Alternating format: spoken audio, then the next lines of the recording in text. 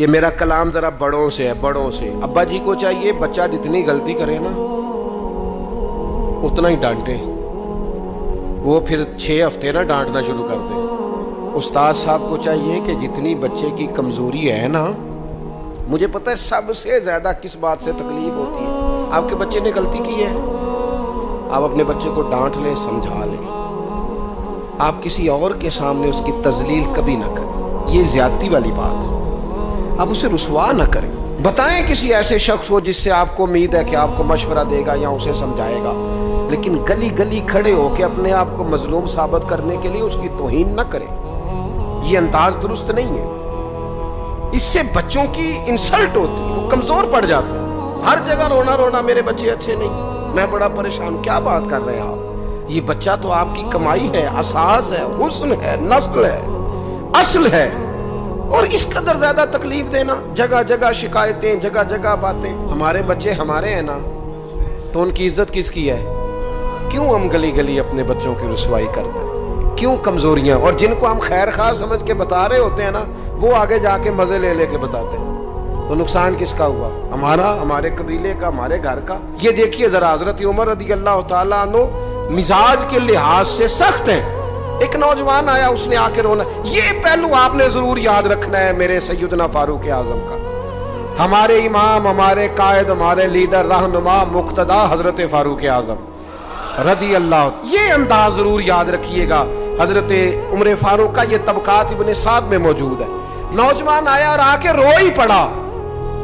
حضرت عمر نے اس کو روتے دیکھا تو فرمایا بیٹا کیا ہوا؟ کہنے لگے حضور فلاں علاقے کے فلاں گورنر صاحب کا مسئلہ ہے، حضور مجھ سے غلطی ہو گئی تھی، میں شراب پی بیٹھا تھا، انہوں نے مجھے درے بھی مارے ہیں، پھر انہوں نے لوگوں سے کہا اس کے ساتھ میل ملاپ چھوڑ دو، کوئی اس سے بات نہ کرے، حضور مجھ سے غلطی ہو گئی، میں مانتا ہوں، پر اتنی اذیت، اتنی تکلیف، جب مجھے سزا مل گئی، کوڑے لگ گئے، تو پھر یہ الگ سے جو سزائیں مجھے دی گئیں، یہ میں حضرت عمر کی بات کر رہا ہوں۔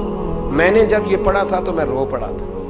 حضرت فاروق اعظم نے اس نوجوان کی بات سنی، سنو میں کیا کہہ رہا ہوں، اس گناہگار کی بات سنی، اس گناہگار کی بات سنی تو حضرت عمر رو پڑے اور فرمایا بلاؤ نا ان گورنر صاحب کو، وہ بھی بڑے سمجھدار، باوقار، بڑے آدمی تھے، بلایا اور بلا کے فرمایا آپ کا اس جرم پر غصہ بالکل ٹھیک، لیکن آپ کو کس نے اجازت دی کہ آپ اسے اتنی تکلیف دیں؟ آپ نے کوڑے مار لیے جو سزا بنتی تھی، اور پھر آپ نے کیوں کر کے لوگوں سے کہا اس سے ملنا جلنا چھوڑ دیں؟ فرمایا اب میں آپ کو حکمن کہتا ہوں، اگر آج کے بعد آپ نے کوئی ایسا کام کیا تو میں آپ کو سزا دوں گا۔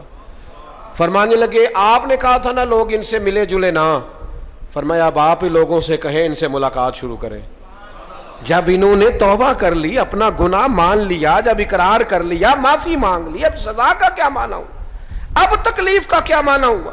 سیدنا فاروق اعظم رضی اللہ تعالیٰ عنہ فرمانے لگے اگر یہ سچی توبہ کر لے تو پھر تو ان کی گواہی بھی قبول کی جائے گی، ان کی گواہی تک ہم قبول کریں گے۔ وہ کسی نے کہا تھا الجھے الجھے بکھرے بکھرے روز و شب دیکھے گا کون، لوگ تیرا جرم دیکھیں گے سبب دیکھے گا کون۔ لوگ معافی نہیں دیتے، لوگ درگزر ہی نہیں کرتے، انسانوں سے غلطیاں ہو جاتی ہیں، لیکن اگر کسی نے توبہ کر لی، اور صحیح حدیث میں موجود ہے نبی پاک علیہ السلام نے فرمایا اگر کبھی کسی بندے سے کوئی گناہ ہو گیا پھر اس نے توبہ کر لی، اگر کسی نے اس بندے کو دوبارہ وہ گناہ یاد کرایا تو اللہ تعالیٰ اس بندے کو یاد کرانے والے کو سزا دے گا، مرنے